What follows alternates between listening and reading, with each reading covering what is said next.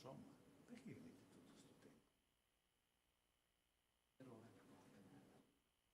Dove sei?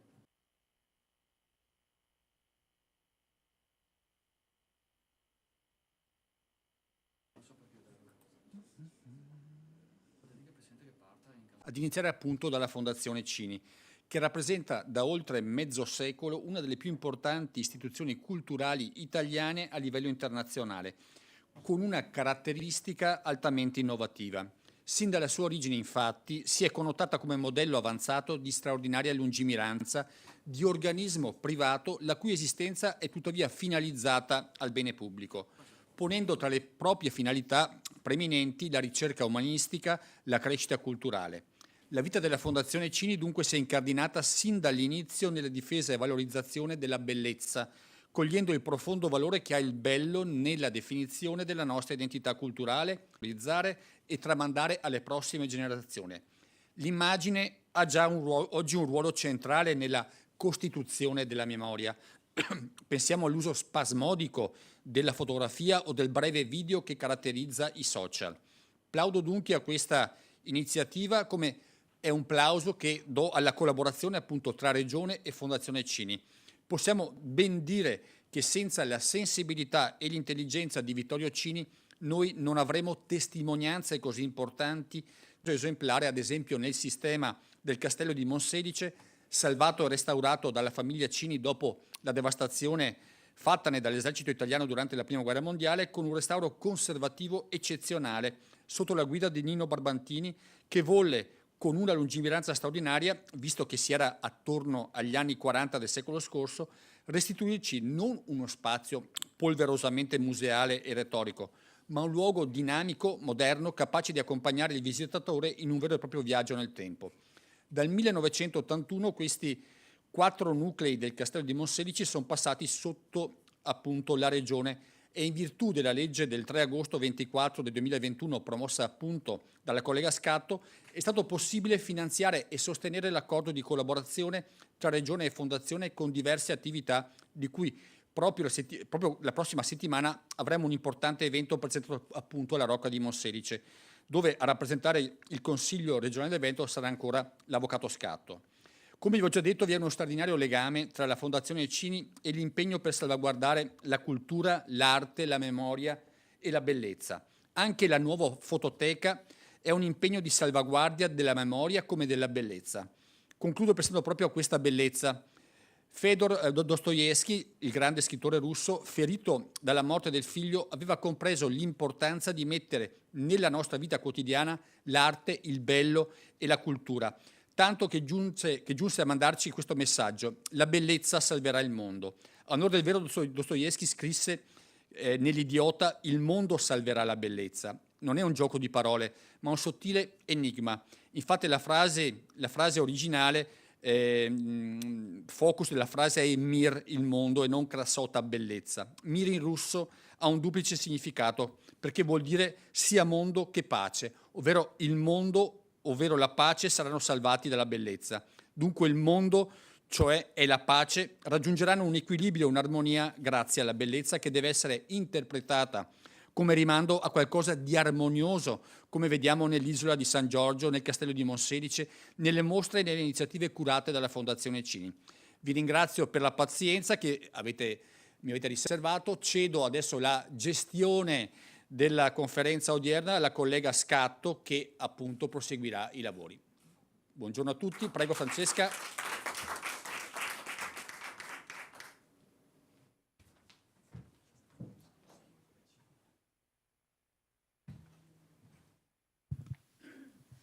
Buongiorno a tutti. Intanto ringrazio l'architetto Codello, ringrazio anche la dottoressa Chiara Casarin per avermi aiutato ad organizzare questa conferenza stampa. Ringrazio gli assessori Corazzari e Calzavara, che con la loro presenza dimostrano quanto la Regione tenga a questa collaborazione con la Fondazione Cini. Quindi ringrazio anche ovviamente il Presidente Ciambetti che ci ha onorati della sua presenza. A questo punto io direi all'architetto Codello se si vuole avvicinare, e all'assessore Calzavara e all'assessore Corazzari.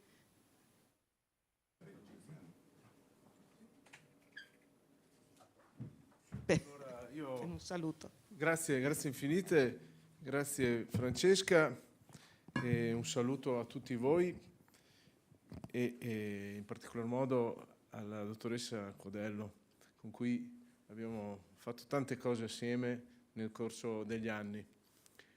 E io, avendo l'onore di amministrare l'assessorato della cultura, alla cultura e alle politiche culturali, ho il compito di dare corpo a questo accordo che è stato sancito tra la Regione del Veneto e la Fondazione Cini. Direi che questo è un risultato molto importante, fortemente voluto dalla Regione del Veneto, da tutti gli attori che sono qui presenti e anche in particolar modo dal Presidente Luca Zaia, che ha sempre interpretato il rapporto con la Fondazione Cini come una delle nostre azioni strategiche nel declinare le nostre politiche culturali. Questo per l'importanza della Fondazione e per tutti quelli che sono gli obiettivi condivisi e le attività della Fondazione che sono di carattere pubblico. In particolar modo questo programma che viene finanziato, e qui c'è l'assessore Calzavara che con il bilancio è stato tra gli artefici della costruzione anche della base finanziaria di questo accordo, anzi direi il primo artefice insieme alla Presidente della Commissione Cultura. Questo accordo prevede la condivisione di un programma.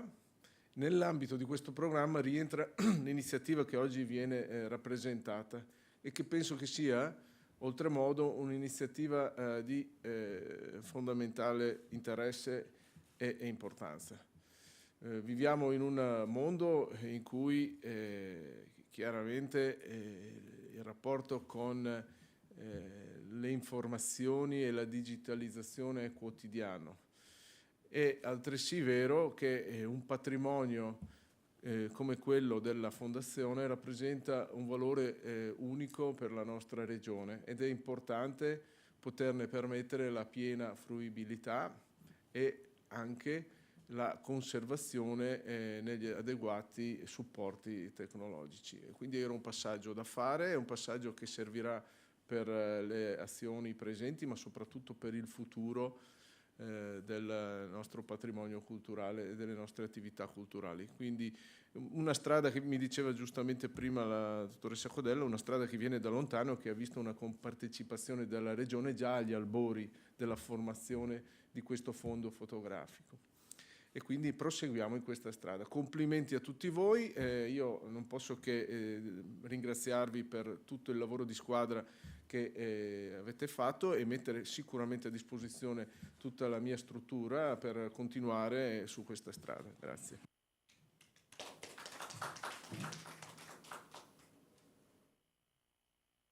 L'assessore Calzavara ha già parlato, l'assessore Corazzari, e quindi io però volevo anche sottolineare che veramente corrispondono al vero le parole dell'assessore Corazzari, che è stato un lavoro di squadra, perché effettivamente un consigliere può avere tutti i buoni propositi, ma se poi non ci sono i finanziamenti e la disponibilità dell'assessore al bilancio diventa difficile. Così non è stato, e quindi questo progetto non si è fermato ad una semplice legge, ma è veramente con grande soddisfazione che oggi appunto siamo qui per dimostrare la continuità e il fatto di averci creduto.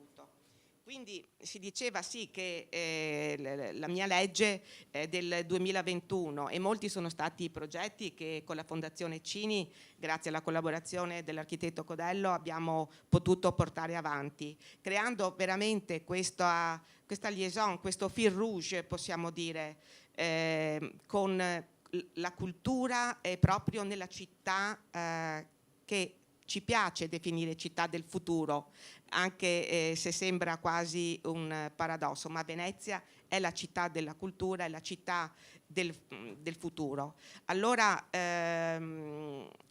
qualcuno penserà che ho la fissa della famosa frase, citazione di Mahler, che rappresenta la Fondazione Cini, e cioè che tradizione non è culto delle ceneri ma custodia del fuoco. Mi piace, scusate se lo ripeto spesso, però credo che questo sia veramente la ratio di tutta una serie di attività e del fatto dell'esistenza stessa della Fondazione Cini, e su cui poggia anche proprio il rapporto che ho voluto che la Regione avesse con la Fondazione. Allora la domanda a questo punto però è: tenere vivo il fuoco o adorare le ceneri? Ed ecco l'importanza della Fondazione Cini. Non è solo tenere vivo il fuoco o adorare le ceneri il problema è di tenerlo veramente vivo questo fuoco. E questo fuoco, a distanza di tanti anni, si faceva riferimento prima a una legge di 50 anni fa. Io ve lo dico onestamente, quando ho proposto la legge di collaborazione non sapevo dell'esistenza di questa legge precedentemente emanata, e quindi questo sta proprio a provare che quando si crede nella cultura, quando si crede in una progettualità vera, le cose poi vanno avanti. Ora ci sono molti progetti che sono stati condivisi con la Fondazione Cini, e sono tutti progetti che concorrono all'idea della rinascita.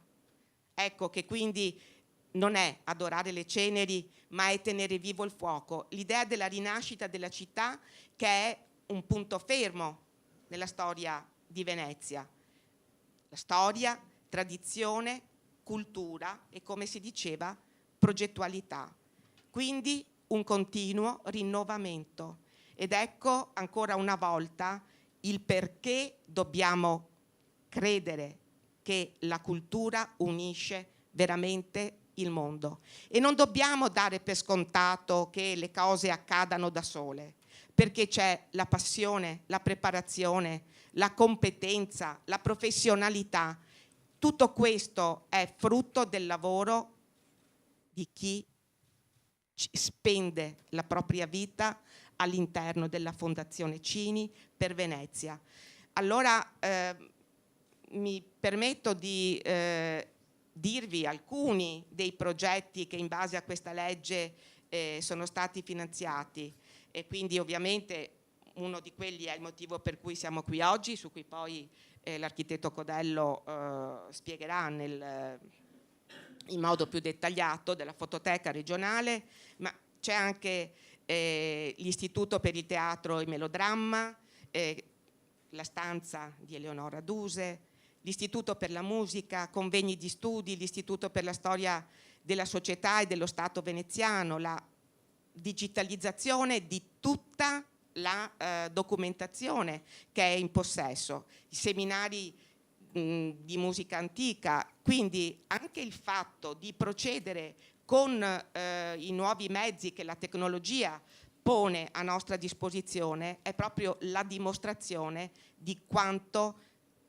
sia tenuto vivo il fuoco, perché questa collaborazione dovrà continuare, e io veramente sono molto grata a tutti voi. Grazie. Passo ora la parola all'architetto Codello, che ringrazio. Grazie. Grazie Presidente Scatto, ma un ringraziamento particolare va anche al Presidente del Consiglio regionale, all'assessore Corazzari, e al mio proverbiale amico assessore Francesco Calzavara, persona severissima che nell'impostare questa cooperazione ha chiesto che avesse il carattere di concretezza, efficacia nel breve, possibilmente nel brevissimo termine. Assessore Calzavara, se non sono precisa poi mi correggerai. Ebbene, presentiamo oggi qui in modo istituzionale, ma il 27 di giugno saremo tutti a Monselice, una cooperazione tra la Regione Veneto e la Fondazione Cini che in meno di 2 anni ha già camminato in tutta Europa e anche in altre parti del mondo. Perché? Perché al Castello di Monselice, che è stato fino al 86 di proprietà della Fondazione Cini, si concentrano delle collezioni che sono straordinariamente importanti e collegate al patrimonio della Fondazione all'Isola di San Giorgio. A Monselice abbiamo già realizzato 3 progetti. Il primo presentando il risultato di una serie di studi su Vittorio Cini collezionista, che includeva anche la collezione di Monselice. Il secondo evento, la restituzione di dipinti trafugati che sono oggi in comodato d'uso al castello. Il terzo, il grande convegno di Barbantini dell'anno scorso, in occasione dei 70 anni, che, come ricordava il presidente Ciambetti prima, è stato artefice di una nuova rigenerazione, di una rocca ormai deperita e ad uso militare, diventata quel luogo straordinariamente magico che oggi vediamo e che è appunto della Regione Veneto. Detto questo, il 27 presenteremo proprio i risultati di un nuovo lavoro di ricerca. Un nuovo lavoro di ricerca che è già pieno di spunti e di elementi interessanti. Ricostruivo prima con la Presidente che ha seguito ogni passo di questi progetti e quindi la ringraziamo perché è un partner attivo, presente, capace di suggerirci continuamente ulteriori spunti, che la legge regionale numero 45 del 2 settembre del 1974, quindi davvero quasi 50 anni fa, fu quella che finanziò la grande campagna fotografica sul territorio del Veneto.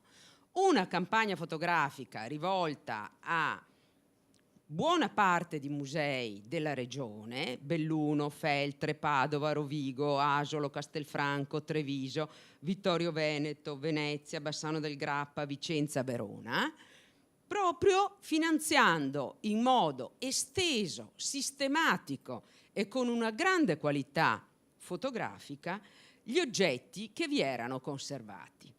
Ebbene, quegli oggetti che si sono materializzati in 60.000 scatti fotografici tra positivi e negativi sono da un po' oggetto dei nostri studi e in particolare a quel finanziamento, a quel progetto della Regione Veneto partecipò anche la Fondazione Cini, fotografando la collezione dei libri illustrati del Rinascimento che è all'Isola di San Giorgio e soprattutto la maggior parte degli esemplari dell'armeria del Castello di Monselice.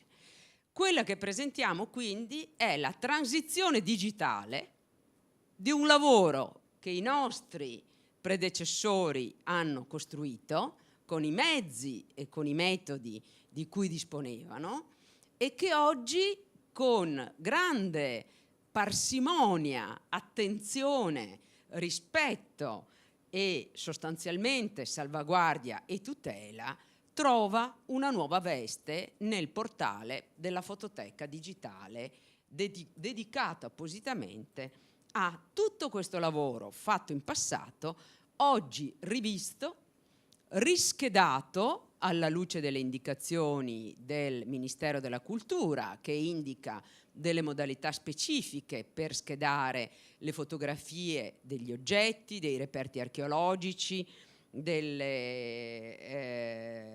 sculture, dei dipinti e quant'altro, permettendo quindi a soggetti con un fenomeno che registriamo ora di nuovi fruitori, figli di immigranti per esempio, che sono andati all'estero e che tornano oggi a studiare queste collezioni.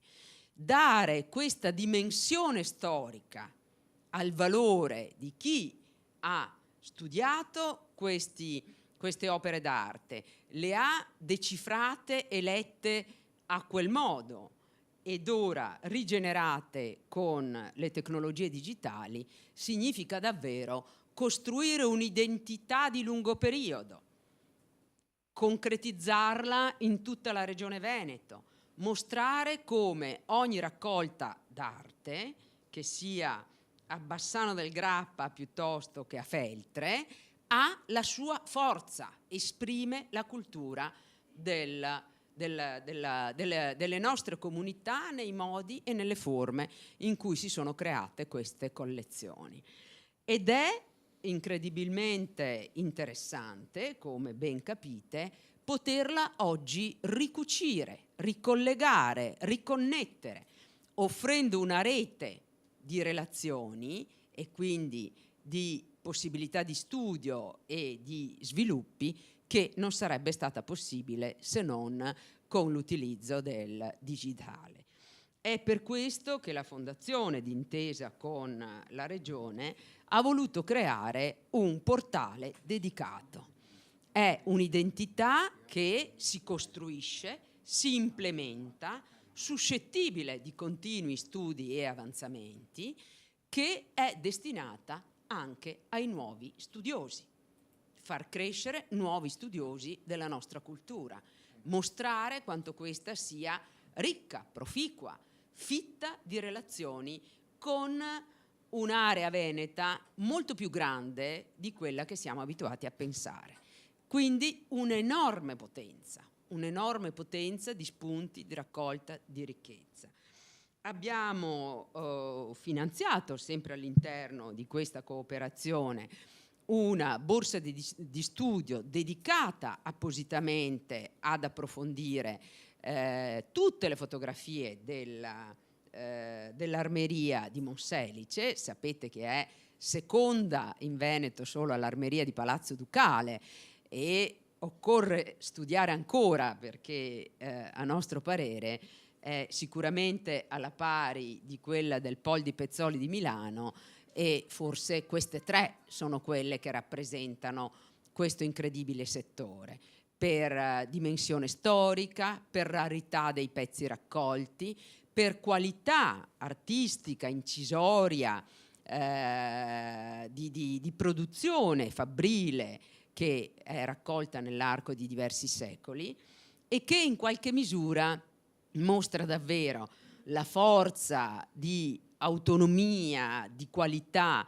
e di propensione che questa terra ha sempre avuto sia alle arti che oggi chiamiamo alto artigianato artistico, e allo stesso tempo però la loro raccolta, la loro conservazione, la loro messa a sistema per fare in modo che un borgo straordinariamente bello come Monselice davvero abbia una nuova vitalità.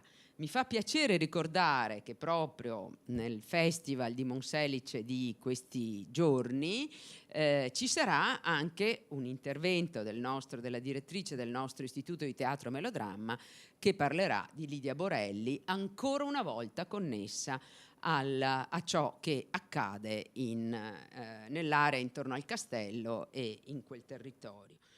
Quindi al presidente del Veneto Edifici Monumentali, amministratore unico, Rozzi Marin, che ricordiamo anche lui partecipe di questo lavoro di squadra, ma soprattutto con l'idea che un luogo fisico come il castello continui ad essere e ad attirare nuovi visitatori, colti, giovani e particolarmente attenti al lavoro che facciamo, uniamo le forze e davvero usiamo ogni sistema, ivi compreso questo che vedete scorrere nel nuovo portale della Fototeca regionale, per ampliare gli orizzonti e tra l'altro, come possiamo ben dire, mostrare sempre di più il rango internazionale che il Veneto ha la propensione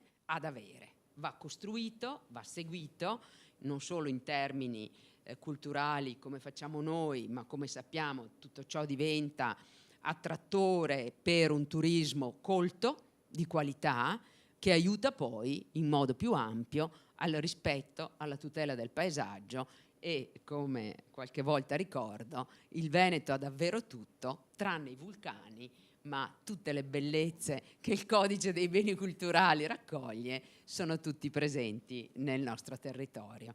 Grazie all'assessore Calzavara, ancora grazie alla Presidente Scatto e all'assessore Corazzari, ma davvero ci ha fatto piacere che il Presidente Ciambetti abbia condiviso con noi questa presentazione che riteniamo un passo importante per il nostro futuro. Grazie.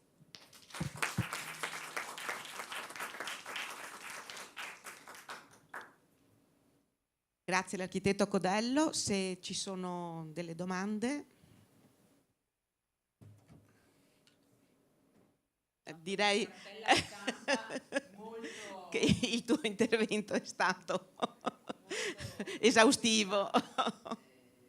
Sarà bello il 27 a Monselice, in cui oltre ai risultati al lavoro fatto tratteggeremo anche gli sviluppi futuri di che cosa significa rendere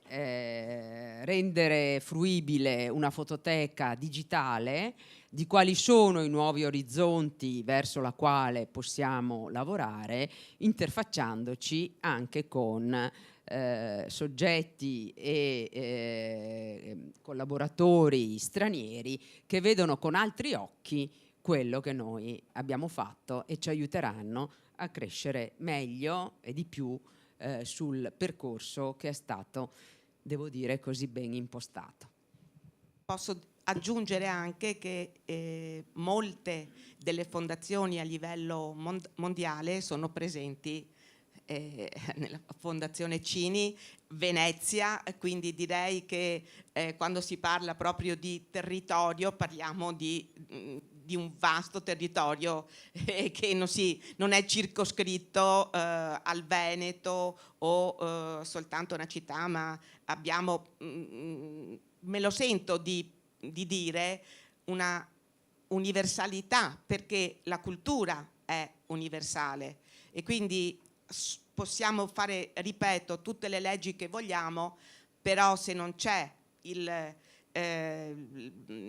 l'ardire poi di portarle avanti e di farle fruttare e di farle continuare, non ci saremmo trovati qui oggi, perché per me questo, Renata, è un momento anche importante, perché ho fatto un po' il metà mandato della nostra legge, mi piace definirla così, e posso dire che non è successo, come molte volte accade, che si perde un po' l'entusiasmo poi nelle cose strada facendo. Invece qui mi pare che proprio il fuoco ci siano delle vampate. A proposito, sono un po' preoccupata per la tua affermazione sui vulcani, perché se ci sente il presidente Zaia adesso siamo inguaiati, perché non vorrei mai che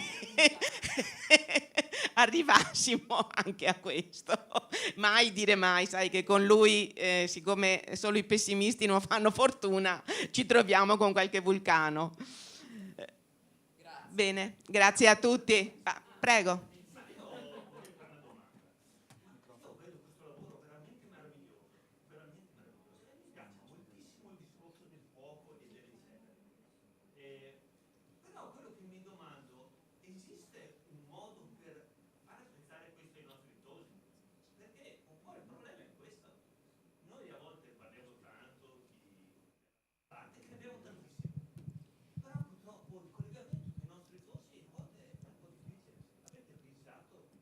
Allora, tutto quello che facciamo, e sono felice di smentirla, è rivolto ai giovani. I risultati e il nostro modo di impostare il lavoro ha poi dei fattori di misura, di impatto. L'impatto che noi misuriamo, e lo misuriamo in tutti gli eventi che ha citato prima la Presidente, riguarda sostanzialmente gli under 35, si assesta di più per tutte le attività musicali intorno ai 40, cioè giovani musicisti che si ritrovano con delle call che noi facciamo, che non si conoscono tra di loro, ma rispondono alle nostre call grazie alla cooperazione con la Regione, stanno poi una settimana, talvolta anche di più, nella residenza per studiosi che abbiamo alla Fondazione Cini e poi alla fine suonano insieme. Questo accade, se lei le capiterà di vedere nel dettaglio il programma, per l'Istituto Italiano Vivaldi, che raccoglie l'intera partitura di Vivaldi, dove ci sono ancora incredibilmente delle partiture inedite, che poi sono proprio i giovani a studiare e a fare le prime esecuzioni, saltando proprio perché tutto l'aspetto digitale, il centro Archive che si occupa di digitalizzazione dei beni culturali, a operatori tranne Chiara Casarin che è giovanissima, ma sono tutti quanti ancora più under, i nostri borsisti, i nostri stagisti hanno 23, 24, 25 anni e in questo momento ne abbiamo più di 20 che restano con noi, imparano, lavorano e poi se ne vanno perché trovano immediatamente lavoro proprio nel settore della formazione digitale, attingendo, come diceva prima la Presidente, al bacino della cultura umanistica che ben si presta ad essere applicato poi a tutti quanti i settori, quello manifatturiero in primis, ma non solo. Per arrivare nello specifico alla fototeca digitale, la risposta è così la vedono. Sarebbe molto difficile pensare che vengano a consultare gli schedoni con le annotazioni a mano, ma così la raggiungono. E quindi tutto è finalizzato a questo. La misura di impatto dei progetti che noi facciamo, anche con i parametri che misurano l'età dei fruitori, il tipo di competenze, quanti sono quelli che la frequentano e quant'altro, ha poi tutta una serie di numeri che la misurano effettivamente. Dicevo che ciò che ha animato davvero in modo collettivo e cooperante questa legge è sapere che doveva essere rivolta a quelle generazioni che necessariamente sono lontane da questo, no? Nel 74 la Regione Veneto fa una campagna, come fai a dire a quelli che hanno 23 anni che nel 74 la Regione... Se non creando uno strumento che per loro è di immediata accessibilità, di immediata disponibilità, cioè tutto ciò che è pronto in tempo reale e che entra nel ciclo di apprendimento, elaborazione, utilizzo, frequentazione che i mezzi tradizionali non permetterebbero a loro di fare. Quindi il nostro scopo lontano è proprio questo. Lo abbiamo fatto, lo facciamo con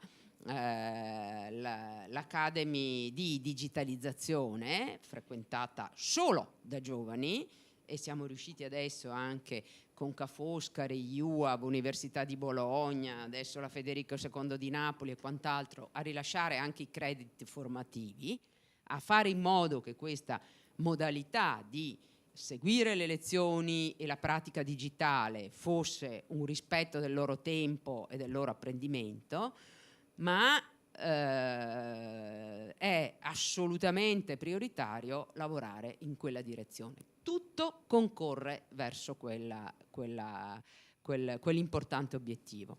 Bello è che con noi presidente e assessori l'abbiano capito in un secondo e mezzo, e questo diciamo che non è invece così comune, e quindi è una partnership di cui oltre ai risultati fisici che vediamo ne abbiamo altri che si accumulano e si sommano nel tempo. Non so se sono stata esaustiva. Prego.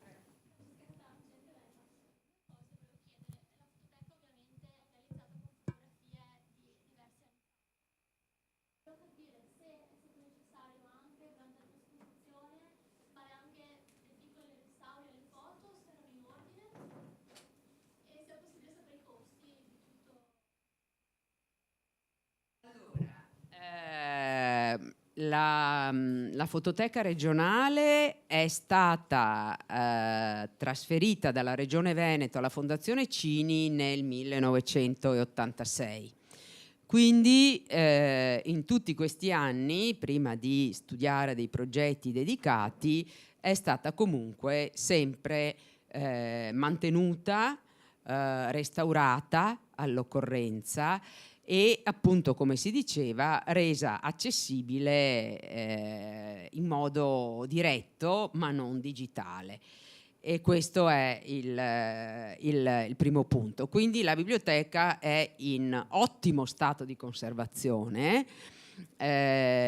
Non si sarebbe potuto fare una digitalizzazione ad alta definizione se questo non fosse stato, diciamo, il punto di partenza.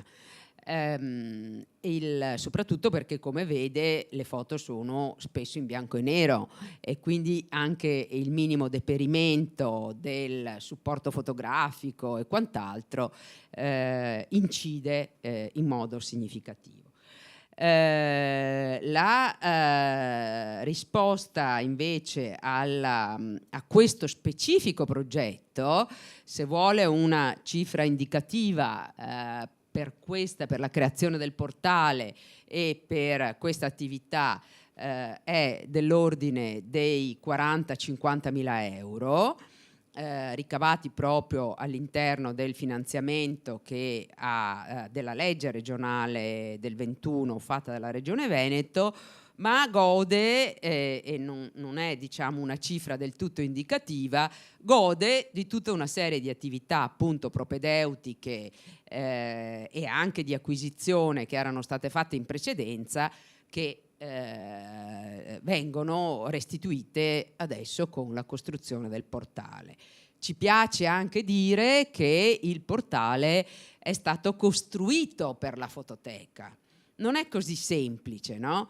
Fare in modo che la ricerca digitale all'interno del portale, la visualizzazione in alta definizione delle immagini molto diverse tra di loro, no?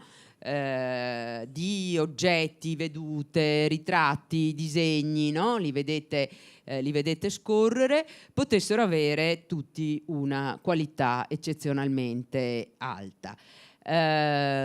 Continueremo ad implementarla perché non è del tutto finito il lavoro, parliamo di 60.000 fotogrammi, tra fotogrammi positivi e negativi, e ad oggi siamo arrivati ben oltre la metà, ma abbiamo sondato tutti i diversi settori in modo tale da poter avere anche giovani borsisti che lavorano insieme a noi una volta messo a punto i diversi metodi a seconda delle immagini che dobbiamo trattare.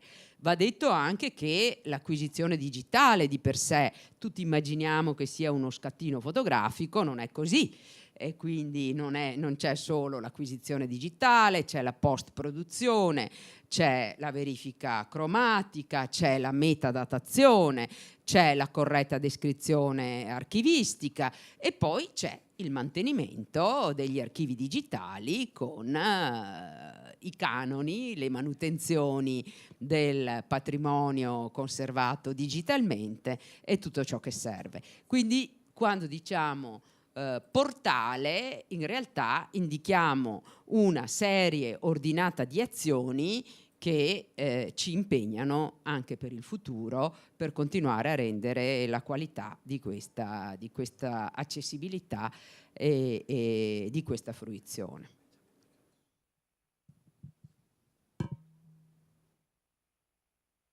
Bene, grazie a tutti e continueremo ad informarvi sul proseguo dei progetti, perché questa è veramente, siamo lì che lo attizziamo il fuoco. Grazie.